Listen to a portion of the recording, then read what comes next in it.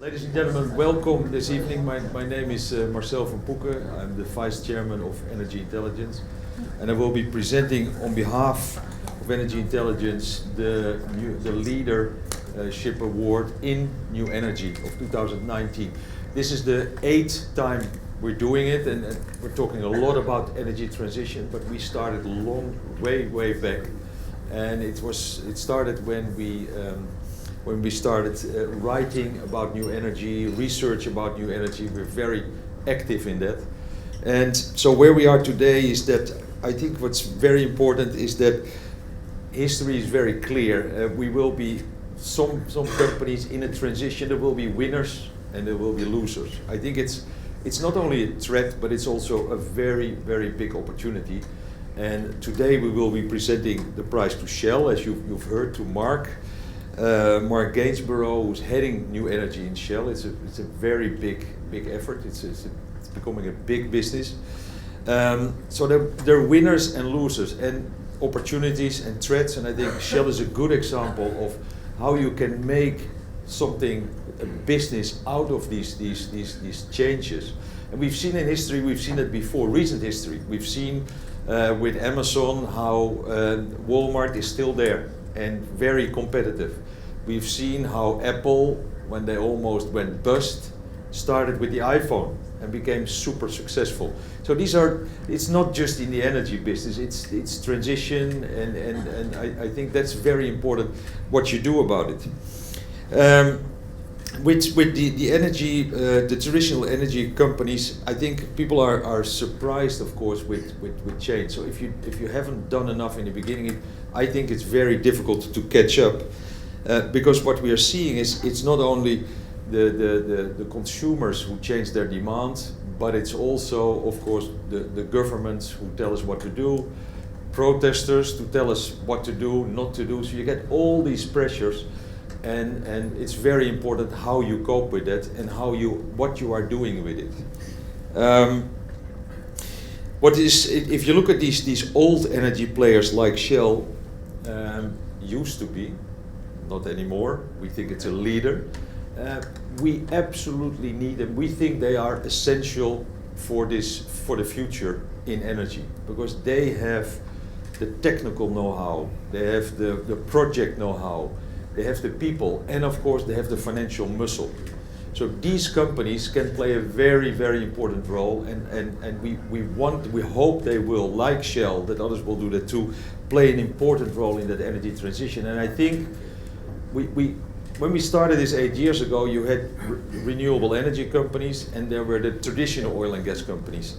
In the beginning it was very bifurcated, and I think what we are seeing is that we're really in a transition, and it's the companies who can blend this who will be most successful. If you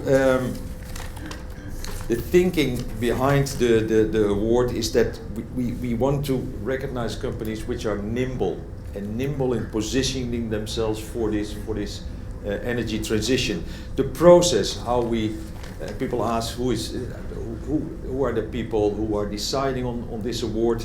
It is our experts, journalists of Energy Intelligence at Energy Intelligence New Energy publication and research. They recommend, and then there is a selection committee, and that's comprised of independent experts in new energy, and also the International Advisory Board of Energy Intelligence.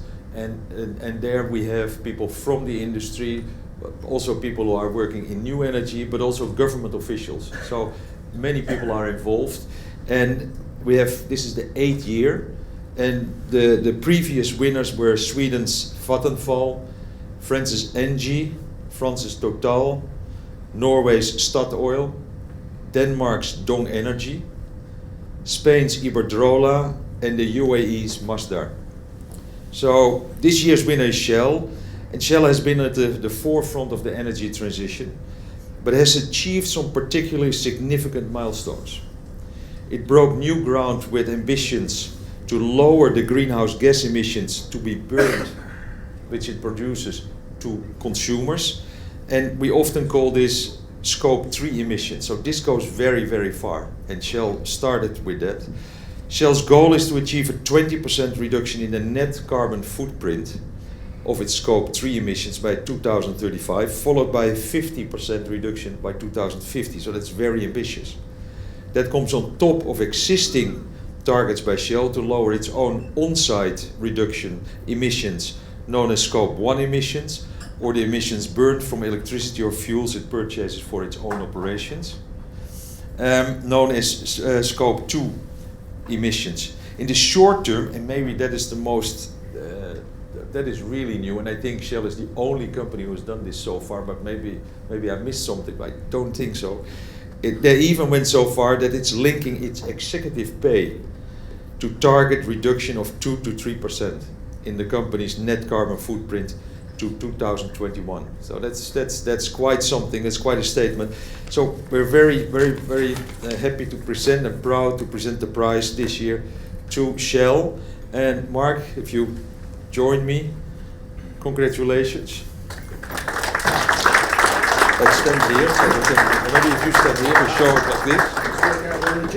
The logistics. I'll make some pictures. Very good. Okay, thank you. Great, Marcel. Thanks so much for the kind words. And let me say a few words in accepting the award. First of all, we're absolutely delighted to get the award. Obviously, 8 other companies went before us, but we're glad that we finally caught up and been deserving of this award. And I think it's a great thing that the Energy Intelligence have this award category, because I think one of the things that is very clear from the conversations over the past couple of days is that for everybody in the room, energy transition is really front and center of what we're thinking about. You know, how do we continue to be relevant in a changing energy system? And certainly that's what's motivated Shell, with great leadership from Ben van Beurden, to think very seriously about how we stay relevant and how we stay a world-class investment case in the coming decades. And I guess, you know, one of the advantages we have being a company like Shell is we can take the long-term view and think over decades what it takes to be part of the energy transition. One of the things our chairman, Chad Halliday, is also tremendously supportive of the work we're doing in new energies.